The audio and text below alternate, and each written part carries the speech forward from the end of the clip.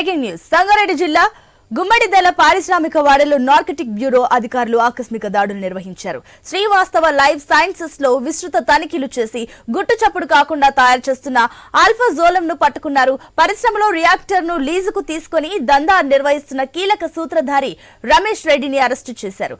6.25 కోట్ల విలువైన 32.5 కేజీల మత్తు మందును స్వాధీనం చేసుకున్నారు.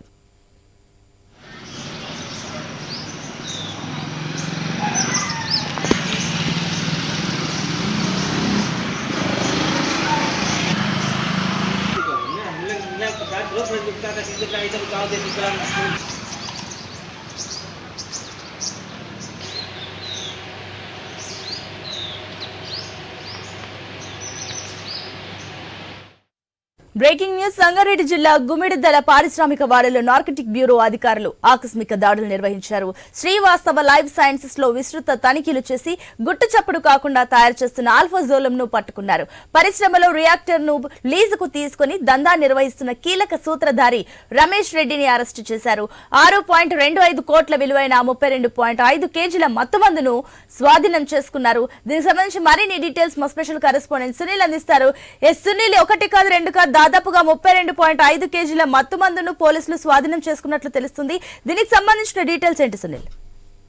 సంగారెడ్డి జిల్లాలో నార్కోటిక్ బ్యూరో అధికారులు విస్తృతంగా దాడులు చేస్తున్నారు. ఈ క్రమంలో వాళ్ళకు పెద్ద ఎత్తున ఆ మత్తు మందు స్వాధీనం చేసుకున్నారని చెప్పాలి. గుమ్మడిదల మండలం గుమ్మడిదల పారిశ్రామిక వాడలోని శ్రీవాస్తవ లైఫ్ సైన్సెస్ లో అక్కడ మత్తు మందు తయారు చేస్తున్నారని చెప్పేసి పక్కా సమాచారం నార్కోటిక్ అధికారులు తనిఖీలు చేశారు. ఈ తనిఖీల్లో పెద్ద ఎత్తున అల్ఫాజోలం ని స్వాధీనం చేసుకున్నారు.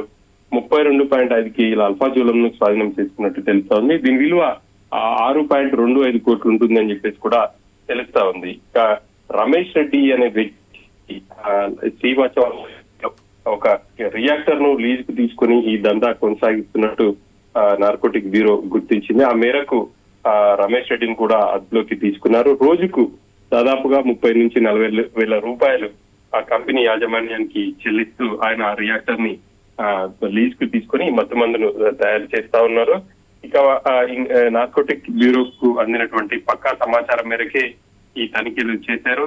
ఈ తనిఖీల్లో దాదాపుగా పెద్ద ఎత్తున ఇటు ఆల్ఫాజోలం స్వాధీనం చేసుకున్నారని చెప్పవచ్చు.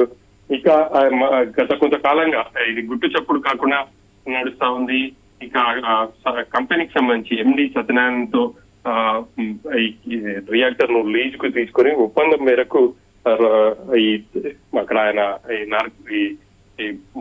అల్ఫాజోలం తయారు చేస్తున్నారని చెప్పేసి అయితే చెప్తున్నారు. ఆయన వాస్తవానికి ఎంఎస్సి ఆర్గానిక్ కెమిస్ట్రీ చేశారు. కంపెనీలో కెమిస్ట్రీగా పనిచేస్తున్నారు.